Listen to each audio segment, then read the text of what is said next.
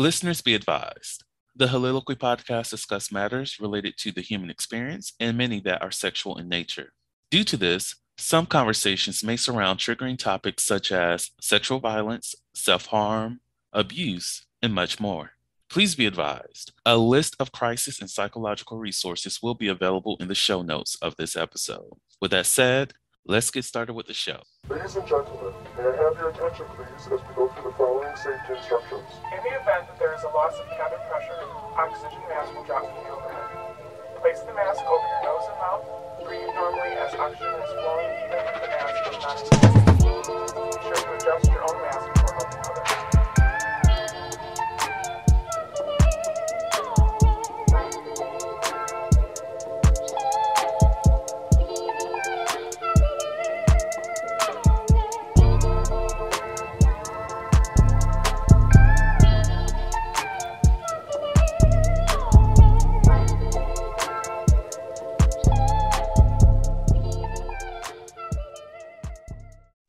Hello, everyone. Welcome to the Soliloquy podcast, where we step out and speak on sexuality. This is your favorite host, Vernon T. Scott, also known as Slaytor Jackson, and for you freaky motherfuckers out there, Sebastian Adams.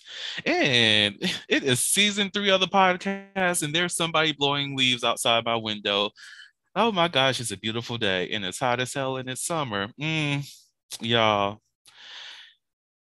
Today, I am blessed to have Tyrell back onto the podcast. Y'all, it's been 3 seasons and he's staying with me. I love it. I love it so much. This is Tyrell, how you doing today? How are you doing? I'm doing good. We family, so it's like a family reunion.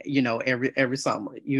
Yes, So yes. definitely, I'm glad to be back. Hello to everybody, and so yeah, we back for season 3, baby. It's a beautiful thing. Such a beautiful thing. Well, for you all who are just joining into the Soliloquy podcast, go back and listen to all the wonderful episodes that Tyrell is on. That includes the ones with him individually, as well as the ones that's here for November. And if you haven't listened to the episodes from last November, bitches, what the fuck are y'all doing? Catch up. So, though he is a staple in the podcast and we never know who's new to the show, it is always good to introduce the guests and let people know who they are and all this other stuff so that y'all can just join in and know who's on the other end as you continue to listen to the episodes. I'm not going to give up on that. Y'all need to go back and listen for real. So, Tyrell, who the fuck are you? Oh, yes. Again, hello to everybody. I am Tyrell. I am born and raised here in Atlanta, Georgia, and basically I am a higher ed educator in English. And so about to finish up my doctoral journey very soon. So if you heard me speaking about that last summer, don't worry, we still continuing on with the progress. And so we moving in a good direction. So I don't want anybody to think I'm stagnant right now. Like, did he just say like this like last summer? But it's a journey, y'all. So we getting towards the end of that journey. So I'm gonna be telling y'all soon, like, to put the doctor in front of the name. Look, listen. That shit is there and respected. Thank you. But yes, as always, I'm so glad to be back. I love talking about the host of wonderful topics that, we are able to impart. I love being able to talk with my friend Bernie here to give initial and extra and support insight into a myriad of wonderful discussions that we just continue to have. Yes, and speaking of discussions that we're going to have today, y'all, we're talking about ideal relationships. So if you're under that spectrum of trying to figure out what your ideal relationship is, hopefully this conversation might bring you something. But look, they vary per person. So I personally don't subscribe to, an ideal relationship has to be this. For me, honestly, it kind of fluctuates every single year when I think about it. What do I want in a partner, and what things do I enjoy, and all the other great things. Typically, I just stick with just honesty, communication, and trust. And if I have that, I'm good. But of course, there's other things too. But how do you feel about the term of ideal relationships by itself? The thing, I think ideal relationships is like it's like a construct, just like how we think about a lot of like sociological terms, right? So I don't think that there's necessarily like you will ever be in like an ideal relationship. I Mhm. think like if I'm thinking about an ideal relationship for me, it would be something. It would be a relationship or relationships. Just because to throw it out there, I am of the polyamorous community, so I just want to just make that known that a lot of times as I'm talking, I'm thinking about things from a poly perspective. So as I'm thinking about being in relationship, I think about what's healthy. Mhm. And so I always tend to say that, whatever dynamics that anybody is in, as long as it's positive and it's healthy for you, then I think that you are in like an ideal kind of scenario. And ideal does not mean 100% perfect, because I don't think we can ever be 100% satisfied, all of the time. So yeah. No, I agree with that. I think about some of my past relationships I've had that I felt extremely happy in, and some of those did not last as long as I wanted them to, or shit just you just separate. But I think the thing that made them my ideal is because they had some level of what I really wanted, which is, like I mentioned earlier, having that communication, having the trust in my partner, and just being able to be honest with each other about the things that is going on in our lives. And if I'm feeling depressed or feeling down, being able to feel safe with that person. Like I think like what you said earlier, just having healthy relationships, that is the ideal. And I will add on, like, healthy does look different from each person, because I know some people, they see their healthy relationship as having loyalty and all these other things. And for me, loyalty is not something that I need in a relationship. And I don't see loyalty as being healthy. Not to say that it's not, like, universally not healthy, because it is. It can be very healthy for people. But for the type of relationship I'm looking for within a partner, I don't want loyalty to be there. Most definitely if I don't understand what their personal definition of loyalty is. Mhm. What does healthy relationships for you look like?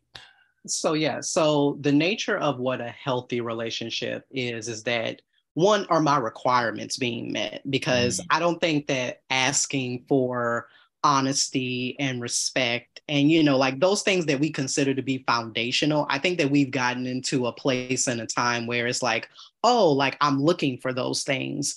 And as to say like, oh, if I have those things, then I'm just going to be automatically all in.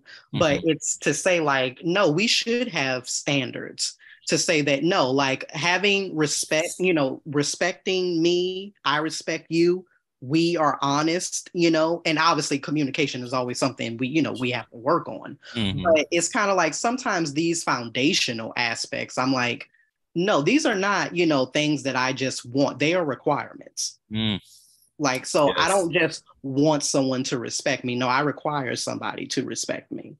And that respect does not come from a overzealousness or a controlling type of vernacular or behavior. It's more so coming from, hey, like what, like, so just say for instance for me, one of the things that I feel is key in respect, and this goes along with the nature of communication, is I'm not a person who curses at romantic partners. Mhm, I don't see that, in me. So because I don't do it, I don't expect, a romantic partner to do it to me. Like, mhm, even if, I understand that, hey, we may be heated in, a argument or upset at, whatever. And of course, yeah, if we're doing cussing at the situation, then that's, to me, that's a little bit different. But when it crosses the line as to say like, oh, like you cursing me out now, I have a problem with that. Like mm, my respect and my boundary has just been crossed. mm, So yeah, I think for in thinking about what does a positive relationship, kind of look like, I think it's knowing that your requirements are being met and that they are also being respected.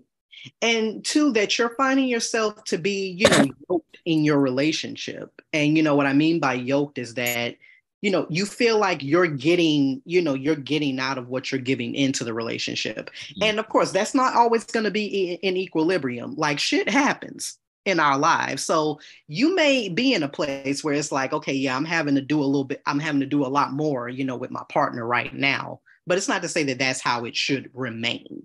Mm. So I think that any positive relationship that you're in is just really assessing those needs, those wants.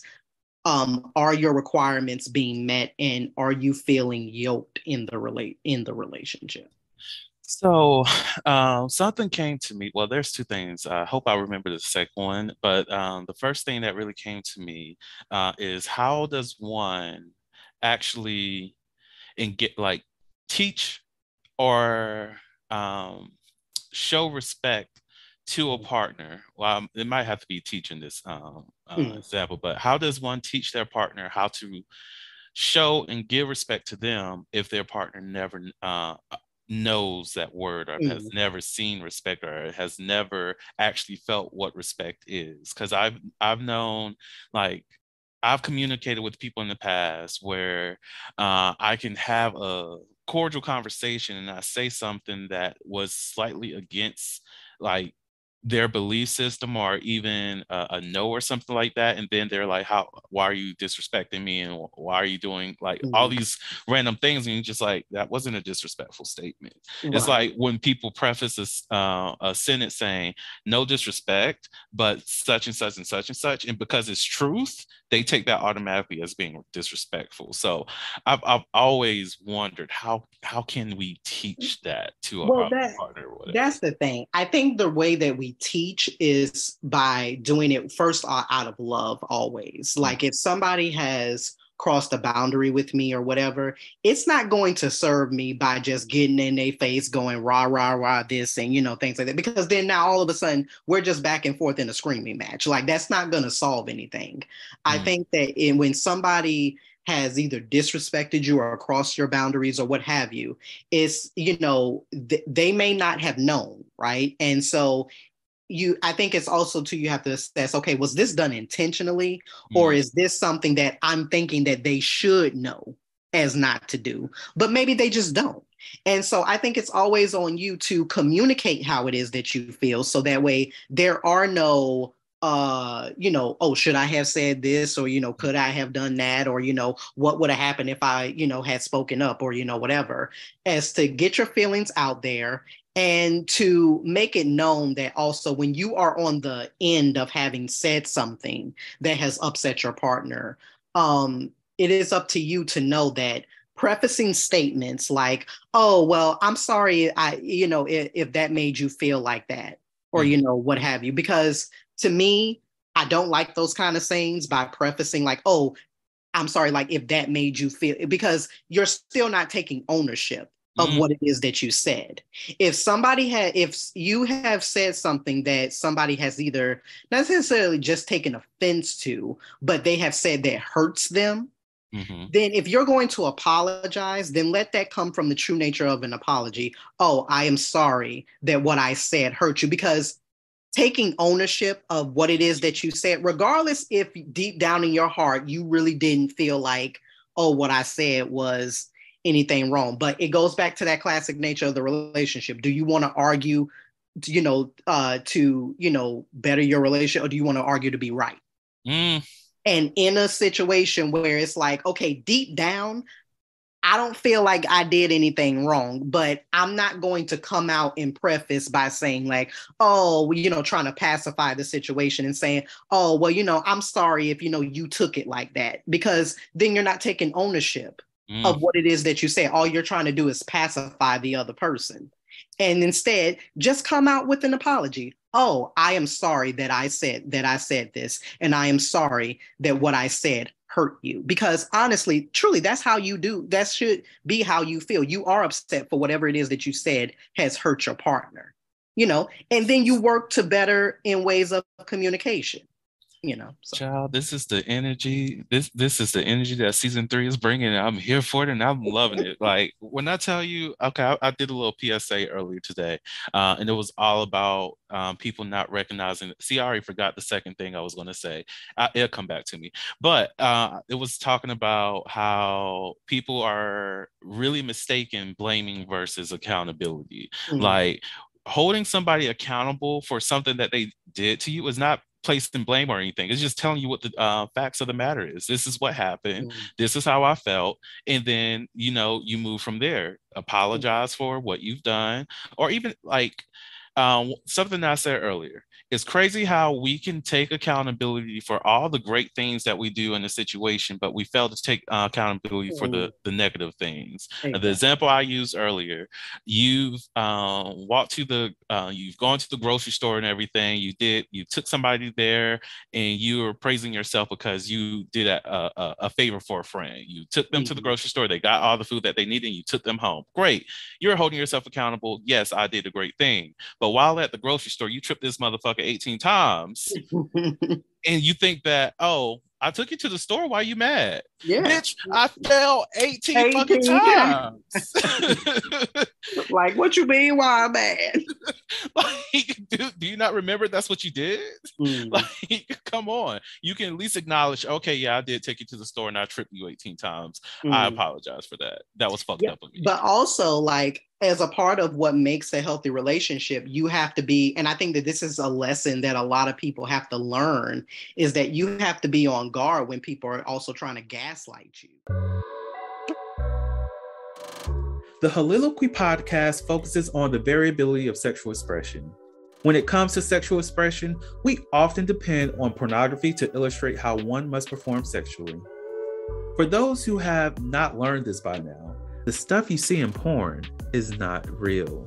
Pornography provides a singular perspective of sexual expression that is not often the reality we see during our own sexual encounters. The Holiloquy podcast is a conversation that takes you outside of the compressed box of what many know about sex. Some of the topics we discuss includes kinks, condom usage, status disclosure, and past sexual experiences.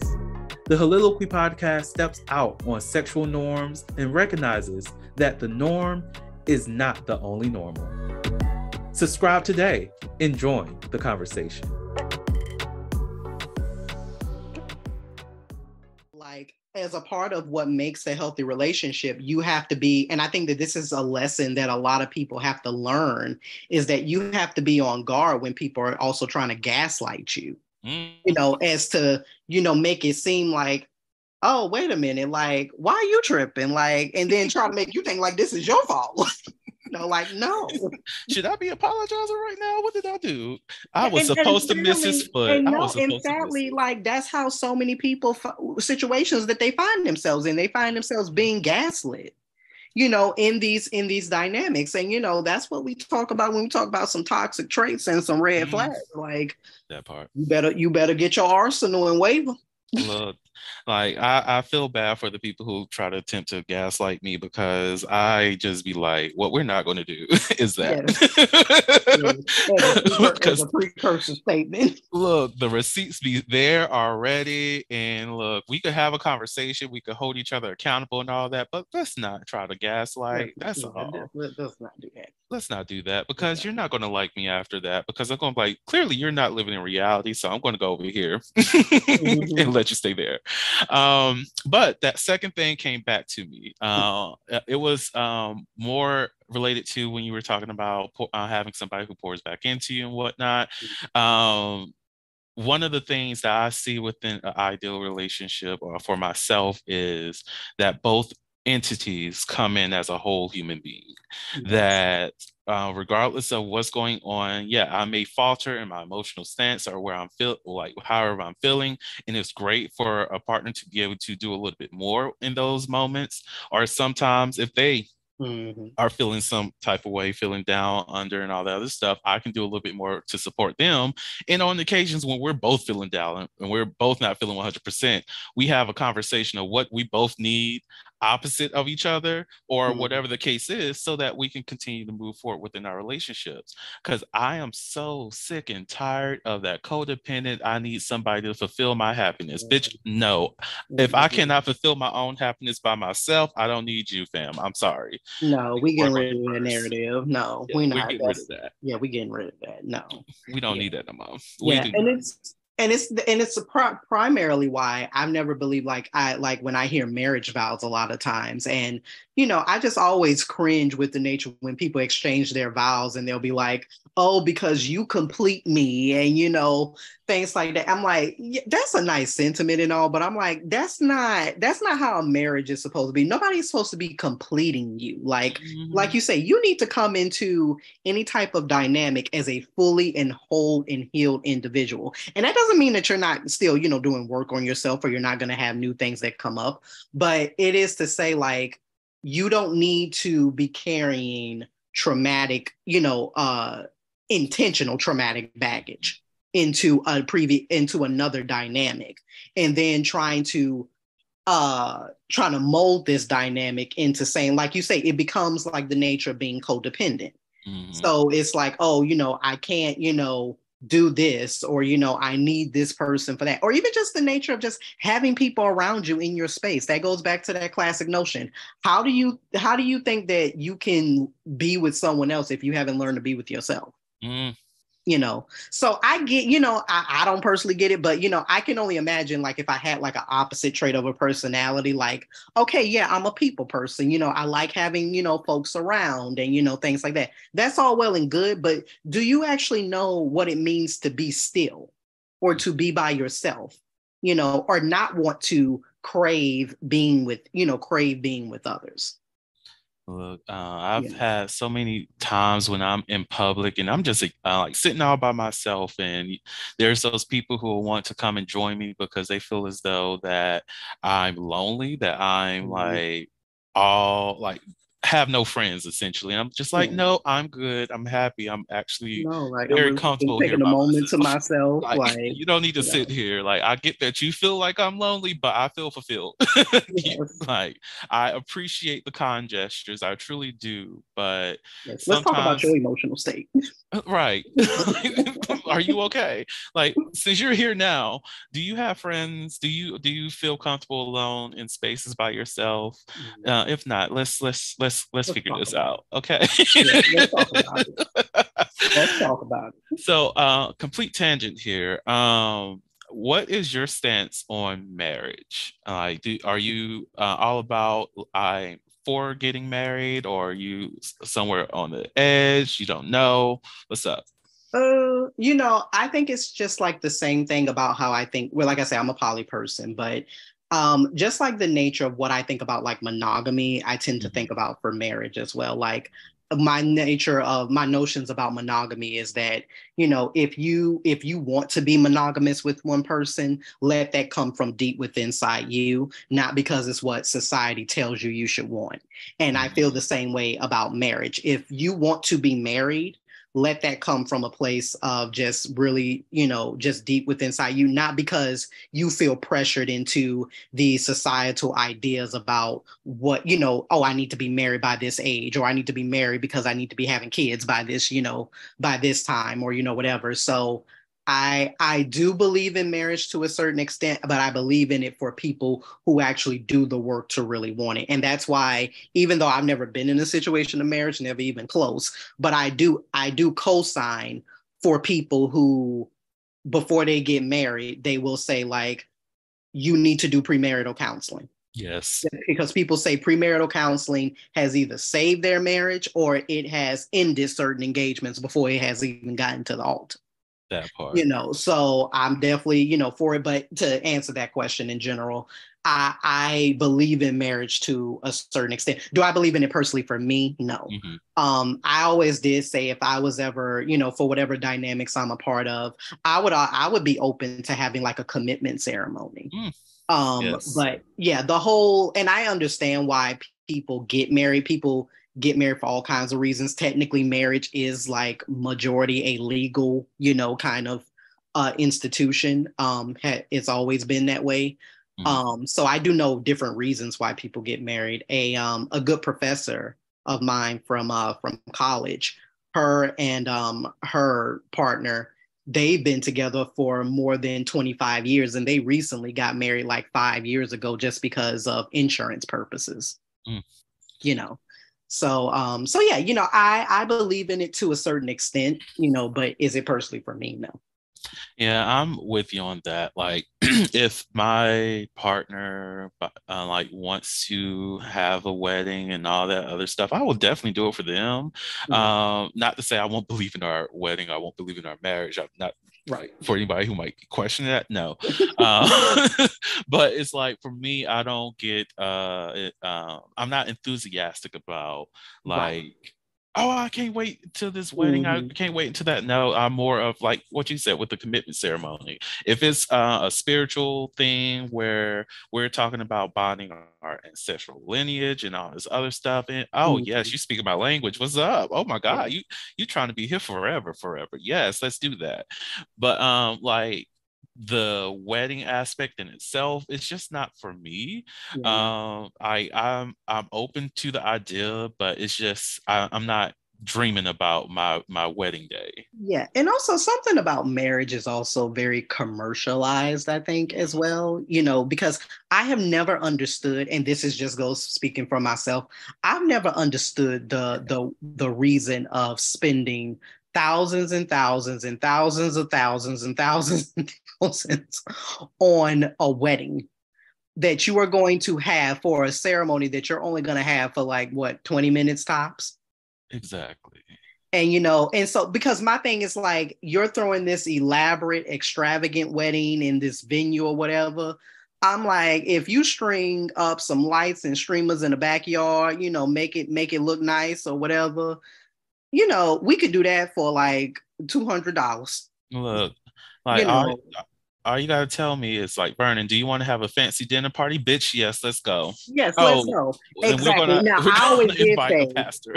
and I always did say if I did have a wedding, it would be something that would not be extra extravagant or anything. Now I would want to have a big like reception. Hmm. Like if we turned it into a party, then yeah.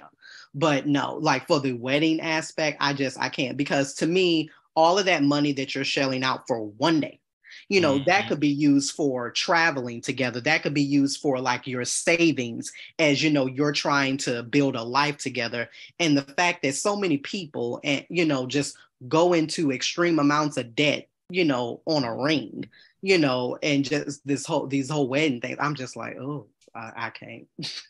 I can't. No, I'm with you completely. Like I think I will just want to save up for the reception only. Like we can have a basic ass court wedding and I'll be Mm, happy.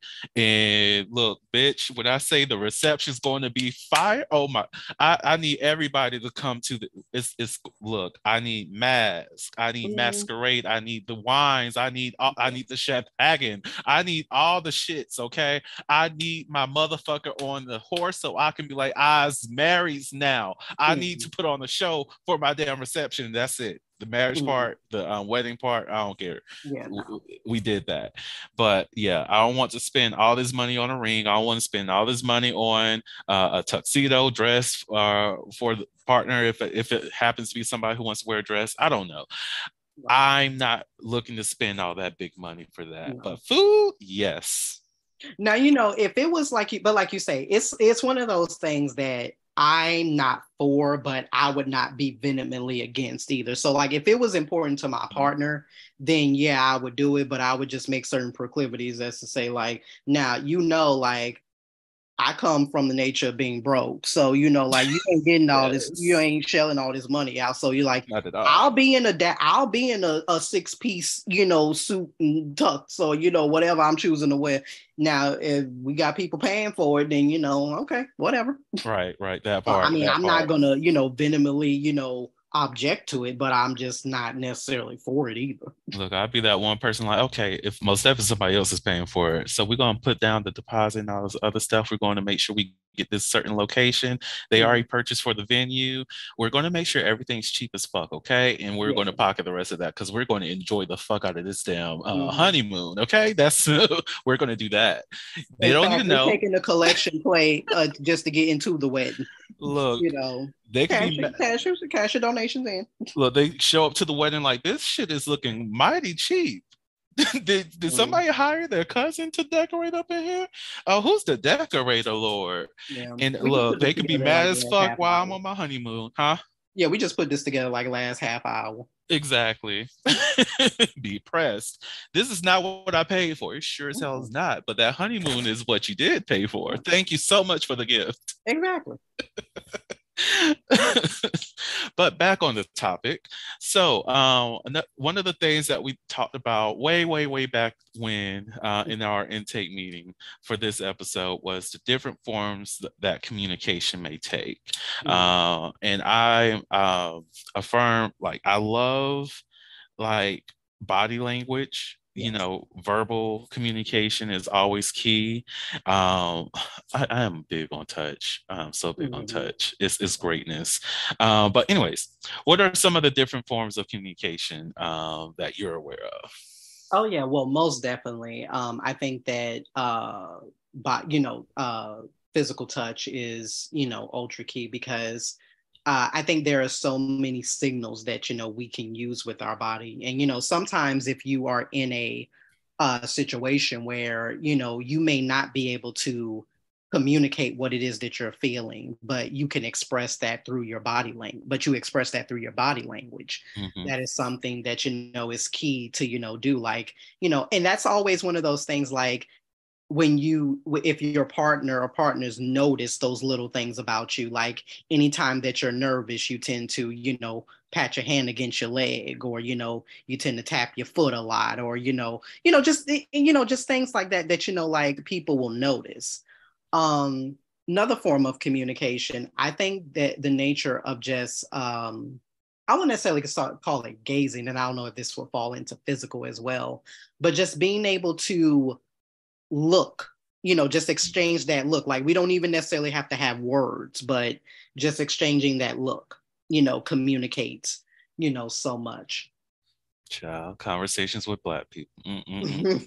Those, child, oh my gosh. I'm just thinking about those days in church when you're talking about somebody and you just not trying to be obvious, and you lock eyes with somebody and now you both having that conversation. You look over to the left, you look back at them, you just like, bitch, you know what I'm talking about. Exactly. Exactly.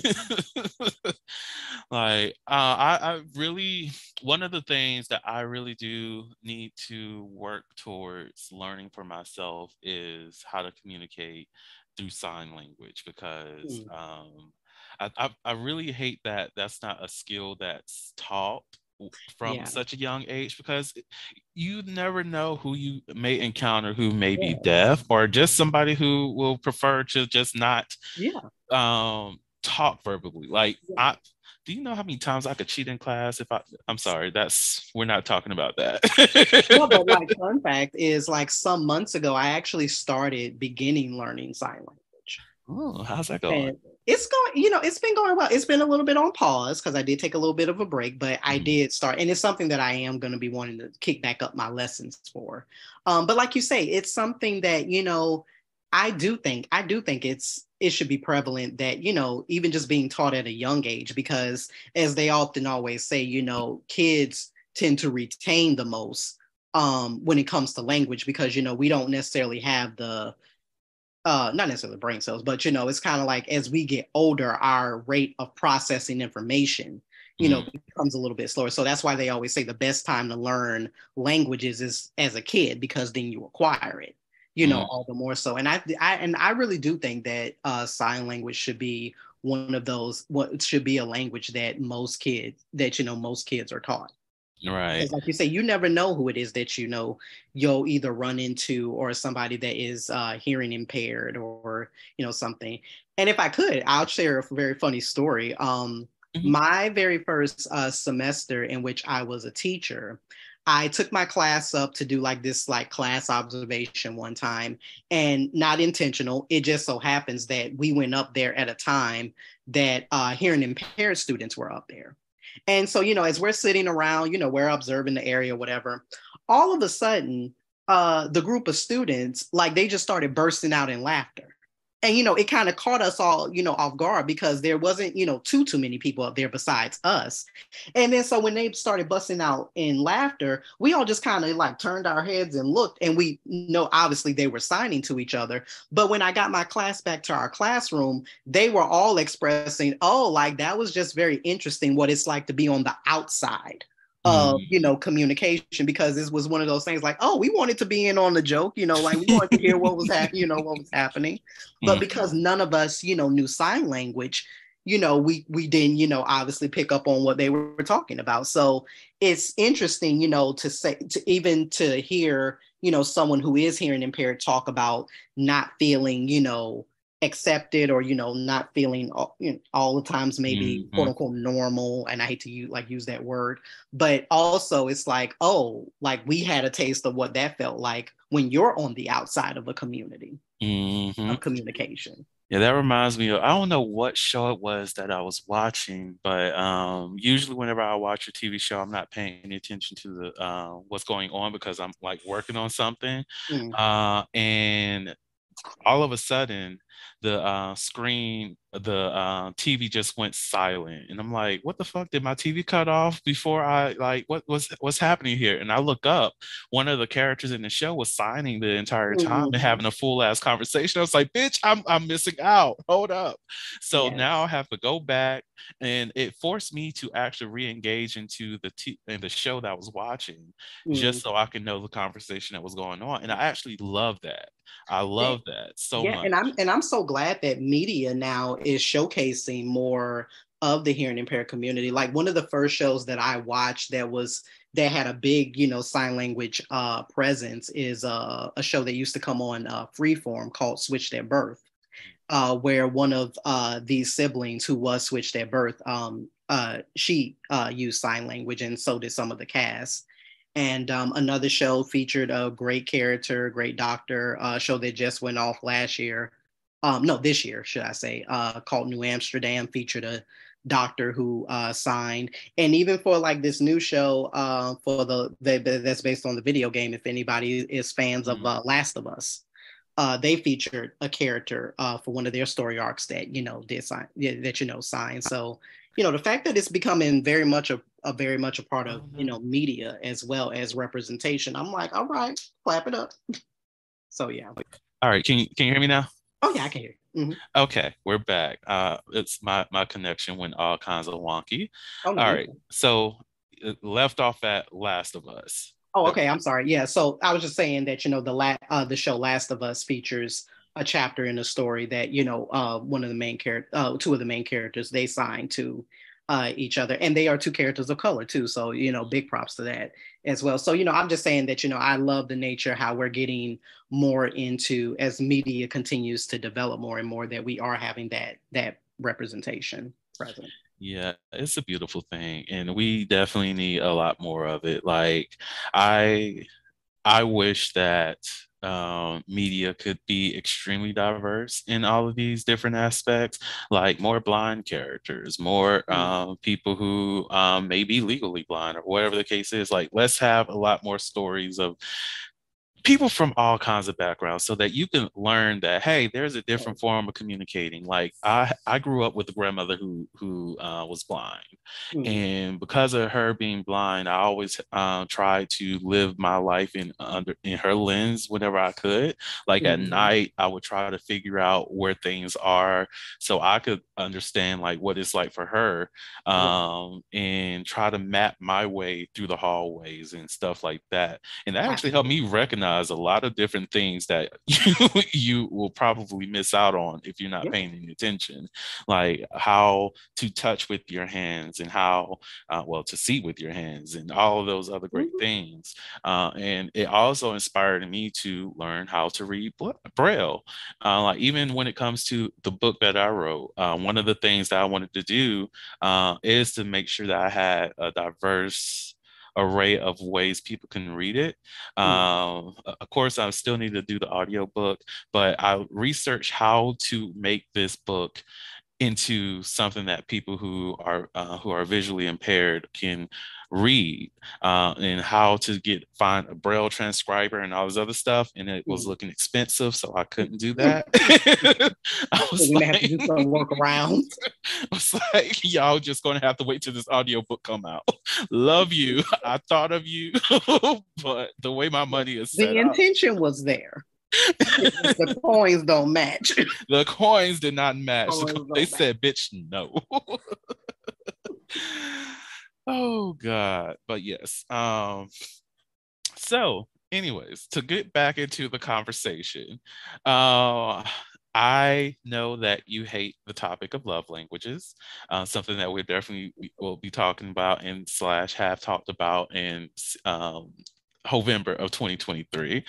Correction. I don't hate love language. I just hate the concept of who it was stemmed from. Oh, okay. Okay, got you. Yeah, I've read up on that. It is very problematic. I was like, pause. Is that deep? I did not know. But yeah, it's problematic. But you did bring up 18 modern language of love when we had that original conversation. Yes. What is that about?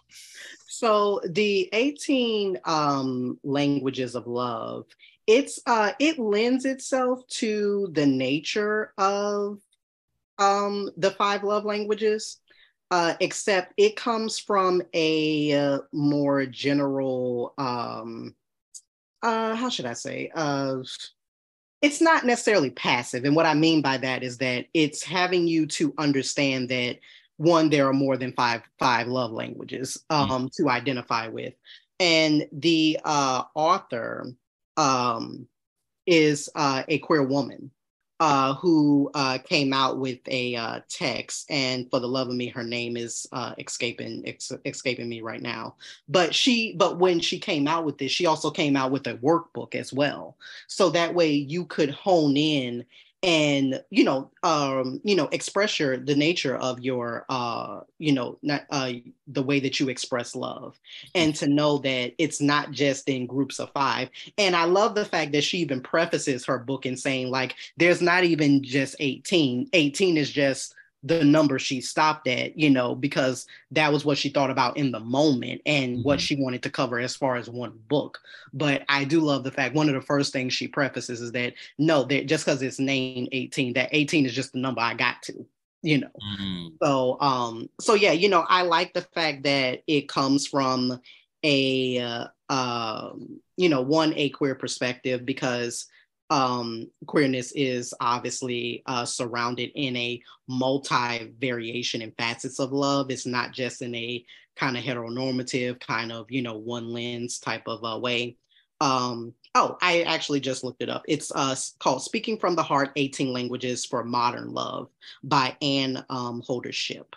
And and so one of the things that is prefaced about the text is that it's not just heterosexual marriage, which is where Gary Chapman, who is the concept connoisseur of the 5 love languages, deeply, heavily involved with the church, misogynistic points of view, not necessarily gender roles, queer friendly. We could have a whole conversation about that.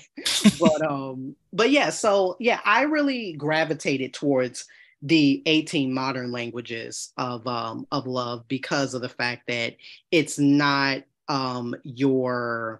there's more nuance, there's more important nuances that it stems. And also, like, the 18 languages that she goes through, they they're expressed in a way that don't necessarily like have them to fall into just explicitly one category. So they're saying like these notions of love can be expressed through the nature of a romantic partnership, family, friends, and just to show you like these, kind of facets. And so do the nature of, like the five love languages, but at least in this text, it's a little bit more expressed, if you'll say. So yeah, I'm going to make sure I include that in the show notes for everybody if you want to look into that. I definitely recommend it. Get the book, read, and I love that accountability is one of those. Oh my gosh. You better speak to me because I love me some accountability. So I'm looking at her website right now. So I'll be posting that in the show notes for everybody so y'all can, get the tea.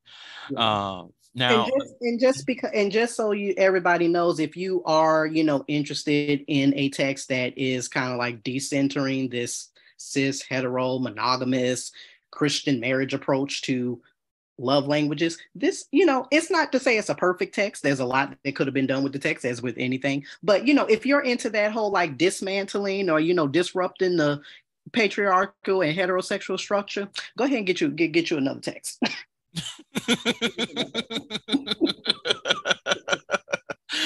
I fuss with it.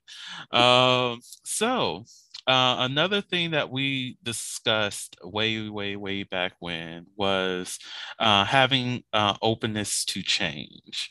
And I want to tie this into the other thing that we were going to talk about, just so we can get into the never have I ever's and whatnot. Seeing your partner at every season of their life and the importance of that.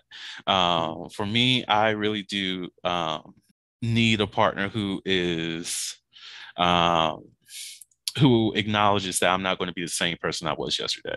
That I focus on growing. I focus on improving myself. And sometimes I might falter. Sometimes I might go way above than what I thought I would be. And I need a partner who can recognize that I do change as I recognize that they do change, and that the change that we see amongst each other is usually is a good thing. It's a good thing.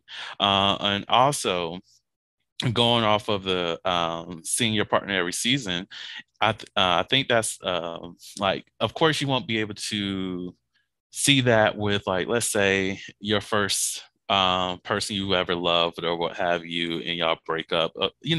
Things happen, but just being there to support your partner on their low times, their high times, the grooves that go within that, understanding how they deal with loss, how they deal with success.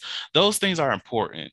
Those things help you with, for myself at least, they help you understand if this is the right person for you. For example, if I see a partner who's competitive, well, if I have a partner who's very competitive, they win all the time and all these other great things. However, whenever they win, they are extremely boisterous, and they are, I guess, they'll flip a table because of how happy they are. I don't want to deal with that person. Right. As well as if they lose something, they get extremely irate. I don't want to deal with them either. So seeing a partner in different stages of their emotional life, as well as their physical, romantic life, all those things, I think that helps out with identifying who will be, I guess, your ideal partner or partners throughout, Yeah. your lived experience. Yeah, I think that you're absolutely right. I think it's important for you to see your partners in, kind of every season, of their life, because I think that we've gotten into a time, especially with being on dating apps and, having, I know personally for me, just experiencing a lot of these like fleeting conversations that don't go anywhere, or just looking at profiles and, everybody thinking that, you just have to have this whole entire package, put together, and that you're not supposed to, have, concerns or faults or, things like that. And something that even I had a friend to explain to me just recently. I've never understood what the nature of like catching a vibe means. Like I see that, I hear that so much. Oh, child. I see that on so many people profile. I'm like, what the hell does that mean? Like, I'm here to catch a Bitch. vibe. Like, and Bitch. so it wasn't, and my friend, he tried to explain it to me, which I guess I kind of understand, but it's like, I need you to put more words to that. Like, what the hell does catching a vibe mean? So I mean, if it means that, oh, if I'm not your vibe this day, like you're not gonna deal with me, or like, so I don't know, and I'm still trying to, navigate that whole thing. But yeah, seeing people at their best, seeing people at, not necessarily their worst, but like them, not as you would experience them, Mhm. is important. And just knowing that, if you're going to be there for a support, then you need to make that known. What kind of support are you going to be? So, like, for instance, for me, even in making, strict platonic friends or whatever, I let Mhm. people know straight out the gate, like, I am not the type of friend that is going to just tell you whatever you want to hear. Mhm. So if you are looking for that in a friendship, I'm sorry, I'm not that person. If you ask me an honest question, I'm gonna give you an honest answer. I'm gonna always be here to support you, mind you, Mhm. for whatever you're doing. But if you're wrong, I'm gonna be like, listen, I know you this happened, whatever, whatever, whatever. But now I'm a side eye you too. I'm like, now you dead ass wrong, right? Let me tell you why. So I'm not that yes kind of friend person. I'm not just gonna tell you what you want to hear. So if you want to be told something, call somebody else. Look, So. I am the exact same. Like people know by now. Don't ask Vernon to be truthful. Don't ask Vernon any questions you don't want the truth to You come really out. don't want the Because answers to. I will give you the truth. It may be a nicer version sometimes, depending on how Yeah, you are emotionally at that time. yeah, But usually it's just going to be straight up, no, yeah. you're an asshole, and I Yeah, need you to now, like yeah, figure now that that's out. not a justification to, just be rude and be nasty or Mhm. hateful, because I always do believe it's not really about what you say, but how you say things. That So too. I never deliver things in like, oh, like just a nasty way or whatever. But like if you fucked up or, like you did something wrong, I'm gonna be like, well, like you could have maybe, did this a little bit more, like I'm gonna tell you the truth. Hmm. So yeah, but yeah, I do think it is important though in whoever it is that you're dealing with, because then it also is. I've always believed this as well. The strength of a union can't be known until it's tested. So you can't know how strong you are together with someone until that test comes. And it's not to say that has to be like some horrific thing has happened, or like some major upheaval, but you need to know how you and somebody face adversity. You need to experience like what it is like, hey, when we're not always obviously on the same page. I often always say you're not always going to be on the same page, but you definitely need to be in the same chapter of the same book. That part. That part. So it's seeing people in their different, seasons. We were just even talking before the call, like everybody knows summer is like my worst season of the year. Like I'm moody. My patience level is, not usually what it is, because I'm more irritable during the summer because it's hot as hell. That It's like I don't have time. Like I will cuss you out in a minute. And I'm usually somebody who don't do that, but you look, can get I'm it. with you there. Like during summertime, I don't want that. Oh, I want to come over and cuddle, bitch. It's hot. I don't be over here trying to be cutesy and all that other shit, because I'm sorry, I don't have the patience, because it is 83 degrees. It is 96 degrees. It just hit 107 the other day. I don't need to be fucking around with those fuck arounds with this heat. I'm sorry that we're not doing There that. is a reason why cuffing season exists, and it doesn't exist in the summer. So, like, if you're not familiar, go look it up. Like, If we're not in a committed relationship, we're not playing these little games. We're we're not. not gonna No, do we can hang out as much as you want, as long as it has a nice little cool breeze. that. Yeah, yeah. And that's that on that. Oh, are you ready? Because I kind of want to go back and start talking about, like, because you triggered me with that vibes thing, but I'm going to Oh, let it we go. can we can we can I'm do going to that let if it you want. go. I'm going to let it go because Okay.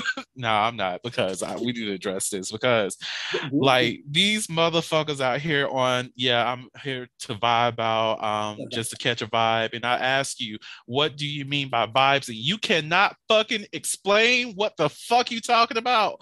We got a problem. I need you to dig deep into some vocabulary that I'm hoping you have. Like, what the hell do you mean? I'm just trying to see how the things go. Like, I understand. I'm going with the flow. I get that on some level, but Right. bitch, if your motherfucking flow, the river that you on, is leading all kinds of places where you don't know where the fucking end goal is, I don't want to be in this flow with you. I don't want to touch your motherfucking river. No. Is it leading to the sea? Is it leading to the ocean? Is it leading to anything that's going to make sure that I feel secured? If it ain't, I don't need that shit. No.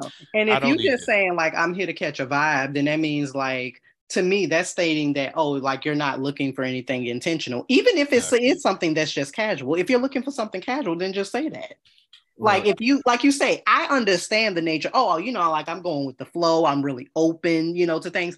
Then just say that. Then like I think it's one of those things where catching a vibe has become such a part of the lingo of a generation now that it's like you're automatically just supposed to know like, oh, I'm just supposed to go with the vibes of, whatever this person is giving. If I don't want to, I can reject it. But it's like, bitch, as a pre-planner, I need to know way in advance what kind of vibe you looking for. That part. Like, what are we doing here? Like, because your vibe may be like, and it's no, judgment to anybody, who's 420 friendly or, who, anything like that. But, I don't do that. So, it's kind of like, if you're looking for that, then just say that. Because then that lets me know, oh, like, I'm not what you're looking for. But it's like, I don't want to find that out when we're together. And then I create this whole awkward ass situation.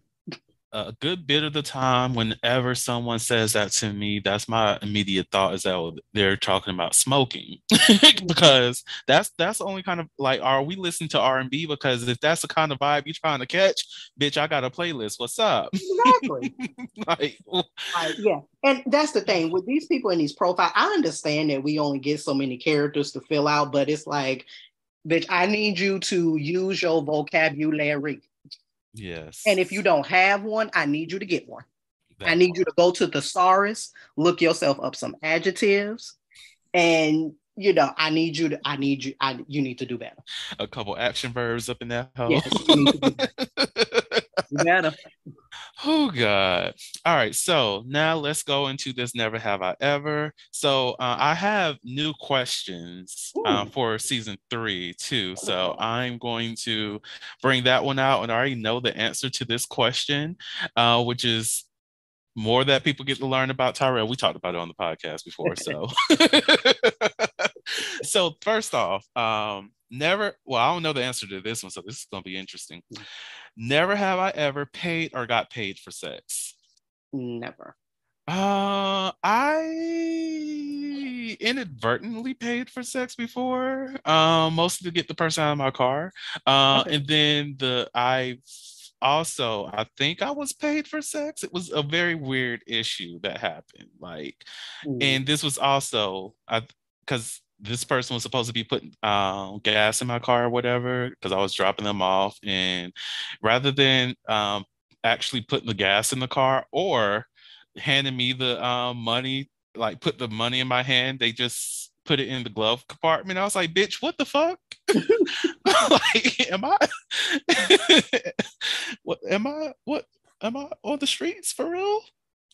Like, what just happened? No. I don't. But even though I've never done it either way of like paying for it or being paid, I'm not gonna say like I'm not against it though.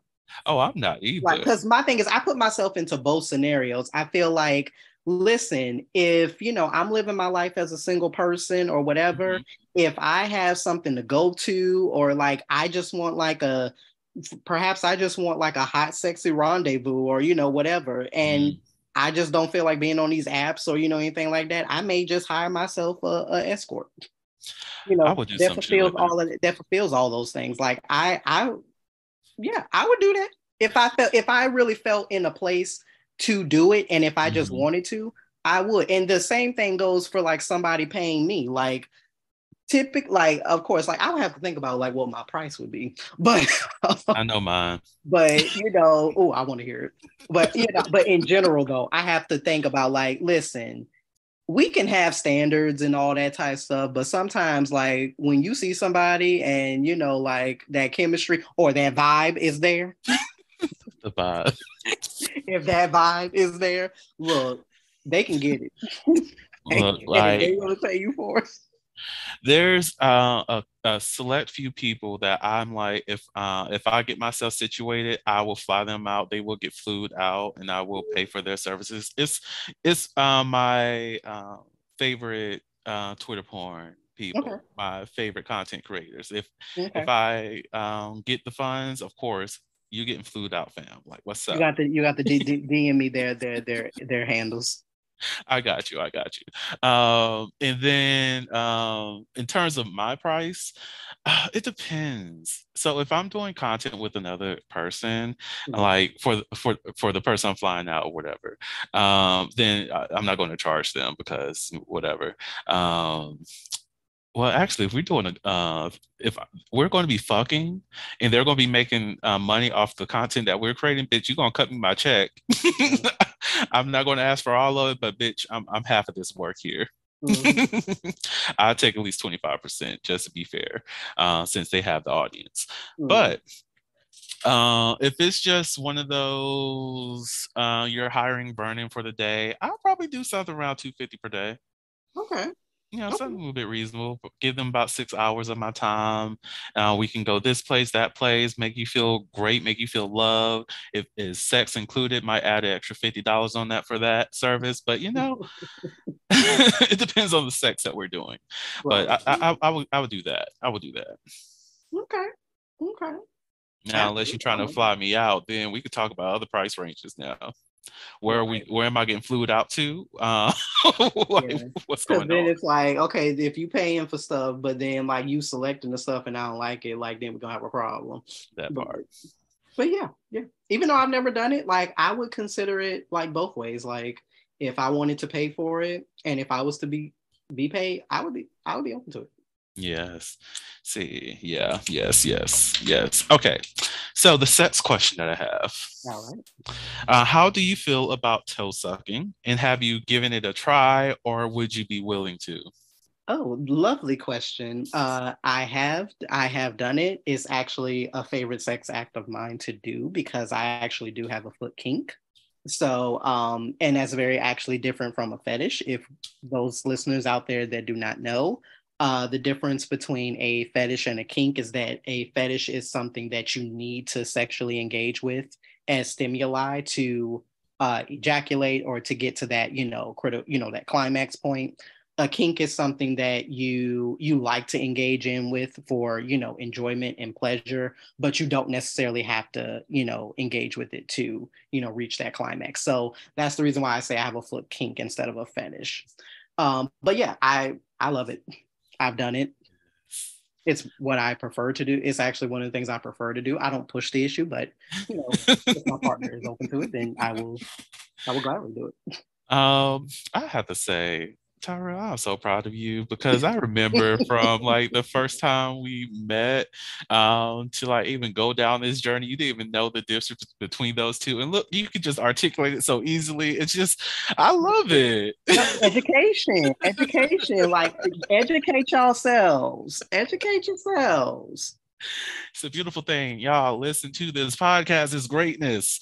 Now I will say for myself, I am all for toe sucking. I've had mine sucked before, and oh my God, like, oh, it's a good feeling. It's wondrous. I do want to put a disclaimer in there.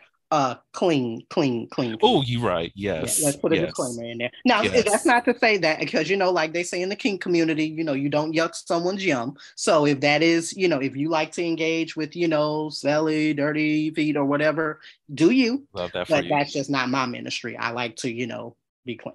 So Exactly. And I like personally, I if any person that I'm engaging with and they want to do that, I need a warning beforehand because I like to make sure my feet are extra clean for those kind of Yeah. sessions. Because there was this one time I met up with somebody and, you know, we're hooking up, whatever. And next thing you know, he's putting my toes in his mouth. And I'm like, oh, this feels great. But I feel I didn't wash my feet as much as I could have. I didn't do an extra scrub. It was just, you know, typical, you know, I wash my feet, you know, and I'm getting out the shower. Like I could have put some extra stuff down. I could have vacuumed my floor before I walked out the shower, just to make sure that I'm walking on nothing but clean floor until I put on my socks, or make sure I have my socks in the bathroom. All these things go through my mind.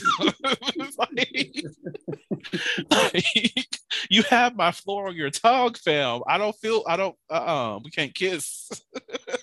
I'm not that my floors are dirty, but still. But yeah, Yeah, just give a that's little, what just we give a going little with. warning. But yeah, I need to know beforehand. And oh, and the other part, am I willing to reciprocate that action to a partner? Yeah. If my partner's into it, we could do a lot of things, a lot of things. Yeah, wonderful thing. Wonderful.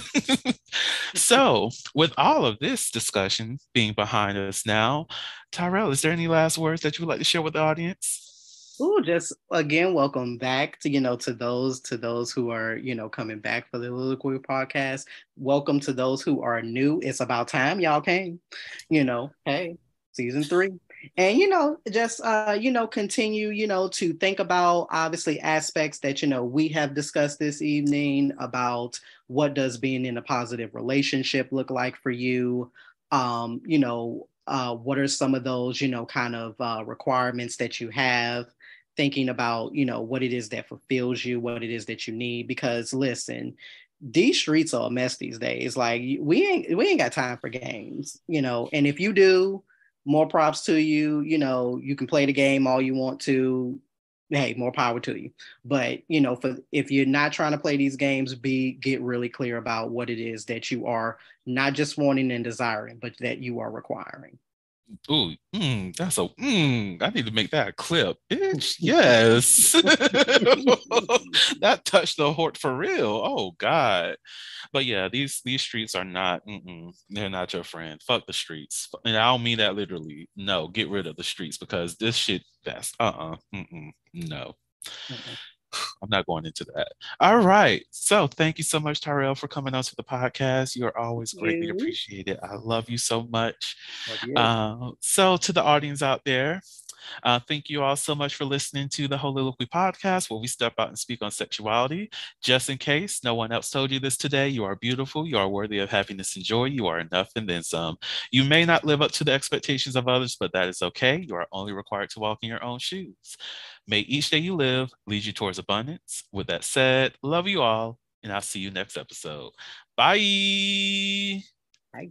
Thank you for listening to the Holiloquy podcast, where we step out and speak on sexuality. You can subscribe to the podcast through your favorite podcasting app and find us on the web at www.holiloquy.com. That's www.heauxliloquy.com. Share the podcast with your friends and join the conversation.